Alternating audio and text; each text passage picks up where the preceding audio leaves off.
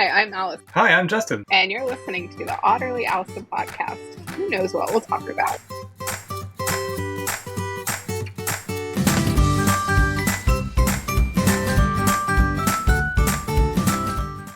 It's Leap Day. I know, we're having a podcast recording on Leap Day. I was on the way to the pool this morning, and on the way there are all the fast food shops that I never go to. And Wendy's had get a free Cinnabon for Leap Day breakfast. A Cinnabon? A Cinnabon from Wendy's. I mean, I love me some Cinnabon, don't get me wrong, but no Wendy's had Cinnabon. I didn't either. I've had Wendy's breakfast maybe like twice. I actually like Wendy's breakfast. Yeah, I like potato. Like their new breakfast, not their old breakfast. Oh, maybe I've had their old breakfast because it's been like over a year. Oh no, then it's the same breakfast. Okay. What do you like about it? Well, so I prefer like a croissant type bread versus like a biscuit that falls apart as you eat it. And they have like one that's like a croissant type bread. But we don't eat Wendy's often like for breakfast, but I don't mind it. So. Yeah, my go-to Wendy's meal is and it has to be like we were day drinking or something. And it'll be like a triple cheeseburger, you know, like triple stack or whatever, because I'm starving and I need to get food in my stomach. Yeah. So mine, I get the Caesar salad, but I sub in the spicy chicken instead of, because grilled fast food chicken is slimy, other than Chick-fil-A's. Theirs is not. Theirs is very good, but I don't care for like other fast food grilled chicken, so I sub in the spicy chicken. And no one has ever given me a problem till like 2 weeks ago. We were driving to Myrtle Beach and the guy was like, we can't do that anymore. I was like, that's a lie. Every other Wendy's on the planet does that. Right. So. That's sad. Yeah. I've never had their spicy chicken. Is it super spicy? Mm-mm. No, I mean, I like spicy food and I think you do as well. So I think you would be fine with it. Like, have you ever had the Chick-fil-A spicy sandwich? I don't think so. No. I would say it's a little bit spicier than theirs, but not by like a lot. Okay. So, yeah. I should try it. Chick-fil-A, like the problem with Chick-fil-A is it's something you have to plan because there's always a line out to the street. But the line's like 2 seconds long. Well, I've never sat in the line. They should run everything that has a line. Every time I'm like, oh, there's a line, I'm like, oh, but it's Chick-fil-A. I know I'm going to be out of there in less than 5 minutes. And I am, every time. Okay. Well, maybe I should just, bite the bullet. They have good breakfast, too. What do they have for breakfast? I didn't know they had. So they have, like, these little chicken minis that have, the bread is, like, I'm a bread person. The bread's very good. It has almost like a honey, not drizzle, but like a glaze. I've never met a not bread person. Like, isn't that like everybody's? I have. And I'm like, I don't trust you. So. My problem is, like, I have to stay away from the bread because I want it all. Yes, I love bread. But anyway. Are you still making their sourdough, or because of the new stuff you're holding off? I'm holding off right now. Okay. But I will be. I have my starter still. Ew. But it's still around? Yeah, you can put it in the fridge and it like pauses it. And then you can pull it out and like refeed it and everything. The closest I'll get is I've been on this pizza kick. So I've been making like homemade pizzas and I'm trying different things. Mm-hmm. And I'm tired of buying the Pillsbury pizza dough. So because it's a little too sweet for me. So I want to make my own pizza dough, and that's the closest I'm going to get to sourdough. Nice. Did you ever do keto? Yes. Did you ever make the like fathead dough or whatever it was called that was like cheese, almond flour, and cream cheese maybe? No, but I want that anyways because that sounds wonderful. It's super easy and it's keto friendly. Can you send me the recipe? Fathead dough. Just Google fathead dough. Fathead dough. It's like 4 ingredients. Oh, here's my journal. Okay, fathead dough. When I did keto years ago, that's how I made pizzas with it. I made like breadsticks. I made lots because I missed bread when I did keto, so I made that. You could say I'm basically a keto person now because I stopped drinking beer, so I literally am not getting I mean, I had rice for lunch. I guess that's not keto, but I don't know. I love bread, and you mentioned the biscuits versus croissants. I love croissants, but like if you give me a McDonald's biscuit, I'm in heaven. Like those things are greasy and they're just delicious. And yeah, I get the McMuffins. Oh, I love that too. Yes. McDonald's. Yeah, I love English muffins. Yeah. My favorite ones are the Dave's Killer Bread. I don't know if you've heard of that brand, but I assume it's a man because it's Dave. Like this one guy in a factory. Yeah. But that brand makes, I wouldn't say it's healthier, but it's like grain and all that. But they make really good English muffins. It has killer in the name. Yeah. Is it from Walmart? But it's just, yeah, you can get it at Walmart. I've gotten it at Walmart. But yeah, I love all bread types. We're big. I don't like it when there's big like chunks of seeds and stuff in it. Okay. It ruins the bread. I don't mind them. I just don't like them in my teeth afterwards. That's what I don't like. That's fair. As you like get out of a meeting and you go to the bathroom and you're like, oh crap, I have this big seed in my teeth. That's fair. So you had a trip recently. Did you have anything good to eat in Phoenix, Arizona? We went, so there was a really cool like bar in our hotel actually that was just really just kind of funky, and the bartender made, I forget what he called it, but it had egg whites in it. And I was just like, ugh. Laura ordered one because she saw him making it, and I took a sip, and not my thing. But it had egg whites in it. I think it starts with a P. It's a P word. Hold on. Pimco or real quick. Pemco or No. I've seen it before, and they do it right in front of you because it'll make the little peaks. Yeah. Hold on, I gotta find it now because the name made sense because it was a gin sour. Gin sour. Well, that sounds good actually. It's like gin. Gin makes me cry, so I can't drink gin. Well, they say gin will make you sin. Well, Pisco I don't drink sour. It That's what I was thinking of. Pisco sour has the egg whites. But no, all I do is cry when I drink gin for no idea why. I just get highly emotional and start crying. I was gonna say, is it kind of an emotional thing? Like you're really in touch with your feels? Okay. Yeah. But so I do not drink gin anymore and haven't for 10 years. Yeah. So. That's how I know I've been drinking too much. If I start to get like Sarah McLachlan commercial comes on, I'm like, it's like, okay, stop drinking. When I got pregnant with Dexter, I decided that was a great time to start the show This Is Us. I heard that's why you cry a lot too. Well, the first episode is just... And I'm sitting there boo-hooing, and then I was watching... What else? Everything made me cry when I was pregnant, because I'm not like a super big crier. I mean, I can be, but not generally speaking. I was watching Undercover Boss with Gabby Douglas. Boo-hooed. Through the whole thing. Okay. Just... But those are sometimes like sad because they help people who need help. Yeah. Yes. But just... Yeah. My thing about that is like, there's so many of those in every organization, you can't help them all. Like, I know. I don't know. I get it. But no, we did. I get it. We did that. We had happy hour at a Mexican place. They had really good food. I mean, we mostly just had appetizers, but they were all really good. But it's Phoenix, so. Phoenix is close to Mexico, right? Phoenix itself isn't. Arizona is. Because Phoenix is kind of like in the middle. Is it in the middle? I thought it was towards the bottom. But okay, maybe it's. I don't think so. Yeah, I'm not good with my Western geography. Yeah. I'm not good with any geography. I should just say that. Like Flagstaff is like an hour, and Flagstaff is super close to Nevada. That's right above Arizona. I'm getting the maps up.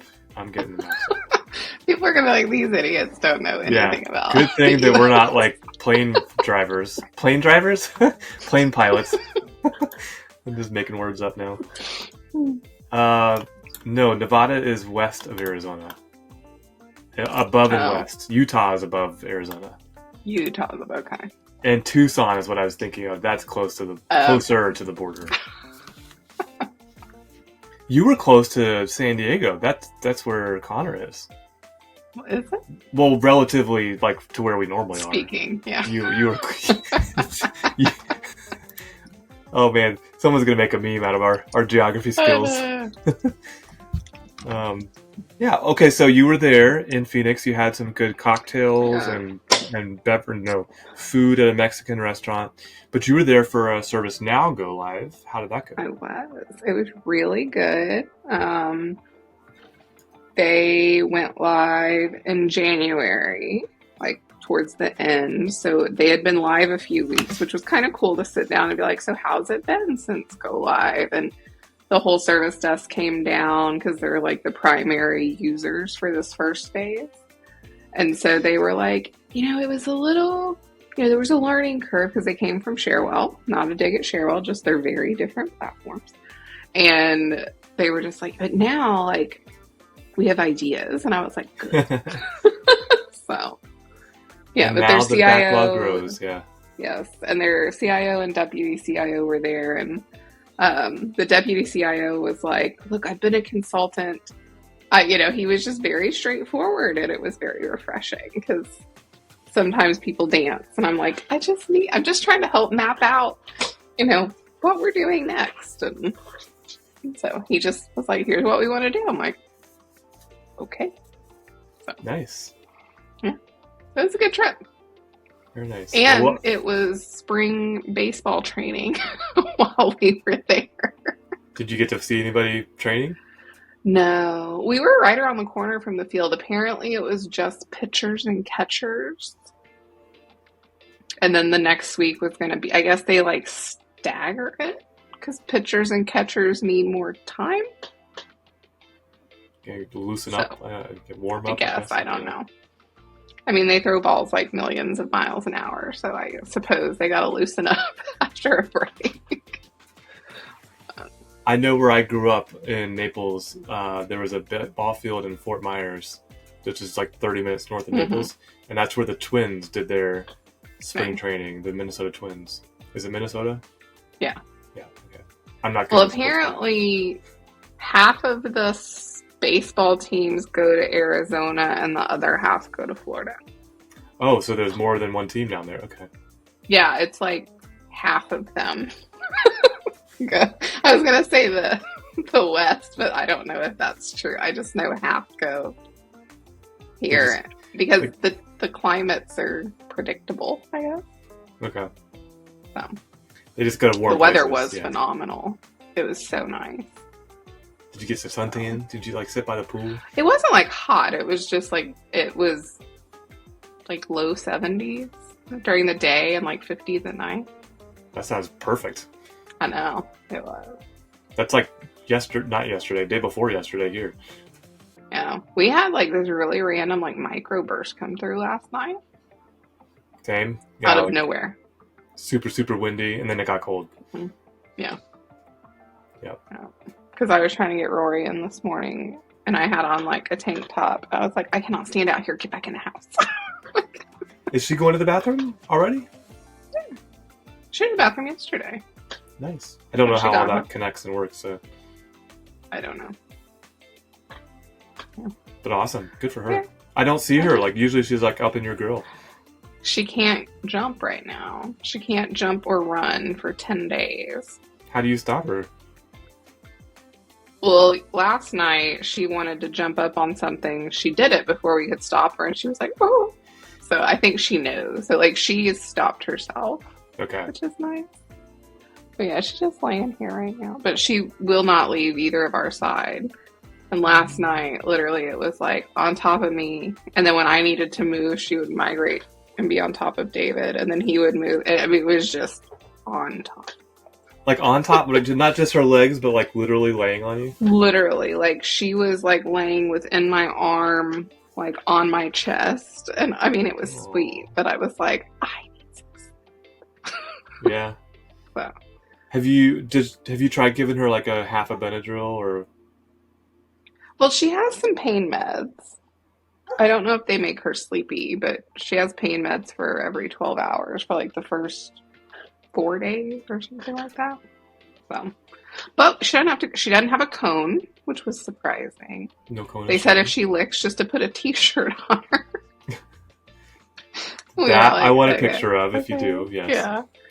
And then they said that she didn't have to like go back to have her stitches out. They'll dissolve and all that. So, yeah. Make sure you use one of David's t-shirts. Yeah. I will. Well. She has a hoodie. What? Does she put the hood up every once in a while? Yeah. Does she thug out? She does. She's OG. Oh my god. Riley has one too. It's fine. You already can't see her face, like, because of how dark her fur is. So now, like, put a hoodie over and she's like, bad doggy. She is. She is bad, actually. So. I'm just picturing her, like, hiding a blunt, you know? Like, what do you want? What do you want? I'm in therapy. Cigar. I'm in pain therapy. Just leave me alone. I know. I would move my screen, but I can't just pick up my camera like I used to. She's just laying. By the way, I get lots of comments on my pillow. Yes, good comments, bad comments. All the time they're like, "Oh my god, that's so cute," and they're like, "Those two together." I'm like, "Yep." Are you taking a break from wine right now? Right now, I am. Yeah. But me too. Not a long one. Just a short one. So. I got another box right around the time that about a week after my foot went crazy and I couldn't go to Vegas. So I was like, I had no beer, so I got another box, the same box that I got before, and I'm still just amazed at like when you think it's empty. It's not. You just give it a squeeze, and there's plenty in there. Oh, I just like rip the top off and pull the whole like bag out, and I don't put it in my mouth. I just pour it over the cup. So. Right. I won't tell anybody. Yeah. No one's listening, Allison. You can. I know. You can let your hair down. My hair would be this big if I took it out of its ponytail. You put a straw on the bottom.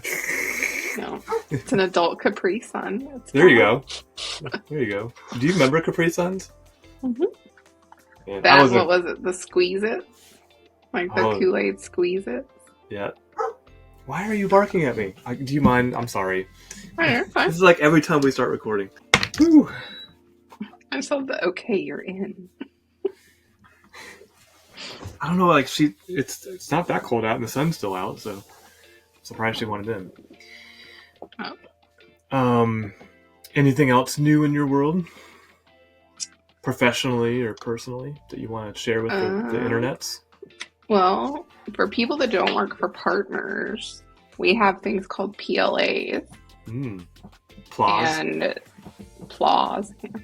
And they're changing the requirements, or they were supposed to change the requirements effective March 1st. So we were like, all hands on deck. And then they're like, oh, we're going to push it out. Because, like, apparently other partners didn't, like, there was an uproar about it. But they now have, like, enhanced PLAs and, like, these other things that we can get. So we're all working on, because it's a combination of, like, CSAT score in an area. So, like, we could have, with the performance analytics thing for Smart Launch, that gives us the ITSM Pro PLA badge. And then if we want the enhanced badge, we have to have an average CSAT of like 4.2. And then we have to have at least so many people certified. And then there has to be so many deployments. And then something to do with ACV. So, like sourced ACV or something. But I don't know if that one actually counts towards the enhanced PLA, but I know the others do. So we're having let's get everyone involved fun time. So seems like a very complex thing? It's not that it's complex. It's just there's so many pieces to it. And then like you have to have customer success stories. That's the other one. And they're only valid for 12 months. So it's like a rolling 12-month period. And so you have to have so many per type every 12 months. So we have to track like when they expired and know we have to submit another. And there's a lot of administration to it, if you will. Sounds like a full-time job. I know. We want to make that a full-time job, actually.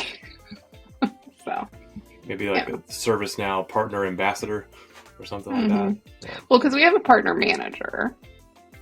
And so when we need certain stuff, like we reach out to him, or if we're running into issues like within the portal where we think something should be showing up and it's not, like we reach out to him. But yeah, I was in there the other day looking for the pricing guide, and I just gave up. I was like, I can't find it. I don't know.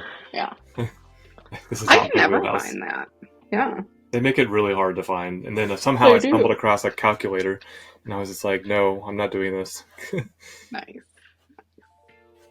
Well, that's good. So we've got more time to achieve our PLAs. Exactly. Nice. Well, we had already achieved the ones we set out to achieve, but now we have time to do like the enhanced and some of the other stuff, which is good. And apparently this isn't all partners. I'm not trying to like dig on other partners, but some of them, to be elite now, you have to have CMAs and CTAs. And a lot of people didn't invest in it. And when they put it out, CMA program is not first come, first serve. You have to apply and be accepted.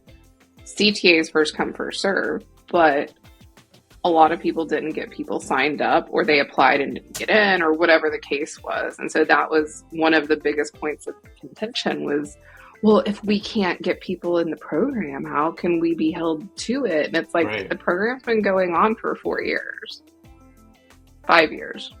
It started in like 2018 or 2019. Like I was in the 2019 cohort. So they should have invested in it well before now, yeah. Yeah. So that was one, and I forget what the other one was that was one of the big points of contention was, there's limited spots and one's an application process and all this stuff. But you have to have, I think, 2 to be elite. And it can be 1 of each. It could be 2 of one, 2 of another. So. To me, like from a solution consulting perspective, it's invaluable to have a CMA on staff. We're lucky we have several where we can kind of be like, hey, so about domain separation, stuff like that, Wow. I just renewed mine. I got all my points in yesterday, and they all got approved. Shout out to Julian. Not that he listens to this. And we were part of that, right? Weren't we? Like the podcast? Yeah. Sweet. Yeah. What's crazy is we have to, so in case people don't know about the CMA program, you have to do maintenance every 2 years. And the maintenance is 3 categories. It's thought leadership, continuing practice, and professional development. I thought leadership was going to be a lot harder than the other 2. But with all the stuff I do at the veterans program, and then this, like I didn't even submit all of our podcasts because I've been over on points for forever. Right. Professional development is the hardest one because I just don't have time to sit down and take training. And that's my own fault. I should prioritize it, but I didn't. And so you can read articles. I don't know if you remember this book they sent us. Oh, yeah. I remember that. I've actually had it on a couple podcasts, too. That's professional development you can add. So that one was the hardest one. Because continuing practice is fine. Like all my road mapping and stuff counts towards that. Did that one count? So it did, actually. Yes. Okay. Yes, that one counted. I'm not even like past the first couple of chapters. It's not really applicable to what I do, so it's... Yeah. It's not really applicable to what I do either, but... It's good to be aware, yeah. It counts. So I got everything in, and I went into the CMA portal once you graduate, I guess, and become an alumni. You get access to still all the cohorts, like presentations. And I watched two different ones. In one, I was like, oh my gosh, I need to send this. Like, I wish I could send this video to Justin. Because it was about, well, I can't because they're like embedded into the portal. And so I don't know how to like link them. But it was talking about implementation models and how like I've been screaming for years, like we can't implement every project the same way. Like, can we have a methodology? Yes, but not everything is enterprise. Not everything is commercial. There's all these different ways. And it was talking about like scoping complexity to determine which implementation model. I was like, oh my God, yes. Yes. That's like my go-to example is discovery. Like, discovery doesn't fit well into ServiceNow's like iterative, agile implementation methodology. Yeah. So I got very happy listening to that. It's interesting the things that excite Allison. I know. Well, it's because like I feel like sometimes I'm talking to a wall of like, why don't you understand that the complexity drives how we implement and and yeah, to that point, there was a conversation in one of our team's channels for our team, and it has to do with a potential customer doing SPM, and the solution consultant on our team discovered that there's like 12 different groups that are going to be using it, and there's politics between them all, and there's infighting, and I was like, that's a great example of this is not going to be a straightforward workshop. You are going to need to like probably separate people. Gather requirements, too? Do some mediation. Was it a slide account? Just add that in, and it's.